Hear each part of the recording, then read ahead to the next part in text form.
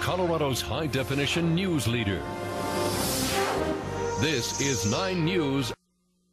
Meanwhile, March National Colorectal Cancer Awareness Month. Doctors everywhere are urging people to talk to their own doctors about the importance of a colonoscopy. The age when you should get your first colonoscopy varies really based on your own medical history, and many of us just kind of want to not talk about this. Yeah. Well, you know what? As a general rule, 50 is when you should start and get your first screening. Kirk has a family history. He underwent the procedure last week, and his goal? Take the fear and mystery out of something that can be very intimidating to a number of people. Good morning. It's early. Look, it's 6:45 in the morning, and I'm at the Lakewood how do you pronounce it? Lakewood Endoscopy Center, where I'm about to have my colonoscopy. Here's my team. Look at, they're running away. Wave. Wave, team. And they've already assessed me as being alert, oriented. My skin is warm, dry, I'm intact, my color is normal, and I'm calm and cooperative. Let's see how long that lasts. I gotta get ready. Survive the prep. That's the hardest part, as we talked about. Go through, and you had a sister colon cancer at 41, right? Father in his 20s. And your last one, did you have any polyps at all? You did. Do you remember how many at all?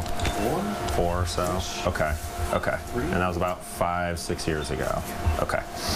So this is the easy part. We use a great medicine here called propofol that puts you completely asleep. How long does it take? About 20 seconds. Really?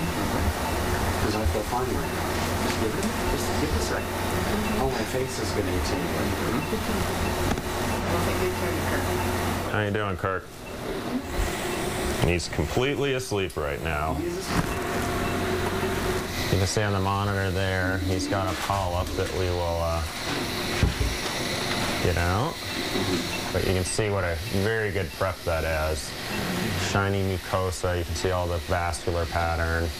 You can imagine that if his prep wasn't good and he didn't follow the instructions, it's very hard to find polyps and makes my job a lot harder. So Kirk did a very good job following the instructions, cleaning out last night. Oops, there's a little one here. So we get the forceps, yeah. So this is kind of in the mid-colon called the transverse, and there's a little polyp right here we're going to get out. And the prep, what he did. If his prep was not good, there's no way I would have seen that. So here's one more polyp right here. And this is the bigger one? Yeah, this is about 6-7 millimeters. Big enough that I wouldn't want to use the little forceps, so this is good. We get to see both our two common mechanisms for getting out these polyps. So that snare goes right around it, and then it uses a little heat. You can go a little slower with it. Okay. It burns it right off. All finished.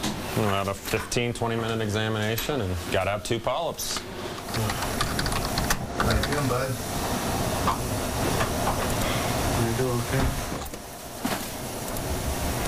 Well, for those of you watching in high definition, I apologize. It is what it is. Dr. John is joining me now. And the whole reason I wanted to do this kind of very private thing publicly was to let people know that it really wasn't a big deal. They've totally changed the prep. My prep was a 64-ounce bottle of Gatorade with some over-the-counter Miralax. It dissolved right away. The prep was not as, explosive as people think it's going to be. And the actual procedure, honestly, I've had more discomfort getting Botox than I did with this procedure. And that's a great way to put it, because again, the prep the night before, not that bad. The prep is what it is. The procedure itself, you're really not going to even know what happens, especially you run to the propofol. Right. I had mine a couple years ago. I took propofol as well. All I remember is talking to the anesthesiologist, and next thing I knew, my wife's like, "Are you okay?" Well, that's why it's so odd to see yourself on tape, where you're like, "How long does it take?" It's been longer than my face feels funny. Then you're out.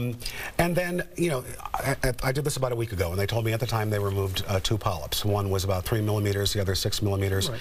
But then just yesterday, I got a phone call from my doctor who told me the larger polyp does have some cancerous issues, and that I will need to go back next week So you hear that and you kind of get freaked out, but you guys talked today, and Right. I shouldn't be totally freaked out. Exactly. Right? I talked to your doctor today, and the second polyp, the one's the larger one, you saw the little snare go around that polyp. That's the one that has cancerous type cells in it. It's not cancer itself, but it could lead to cancer. And one thing I think you need to realize is once he put that snare around there and pulled that off, he saved your life. That test saved your life. And so I'm glad you did it. See, that really... To hear you say that, I get a little, weird it's hard about not it. to. But the whole point of doing this really was to take the fear, take the mystery away from it.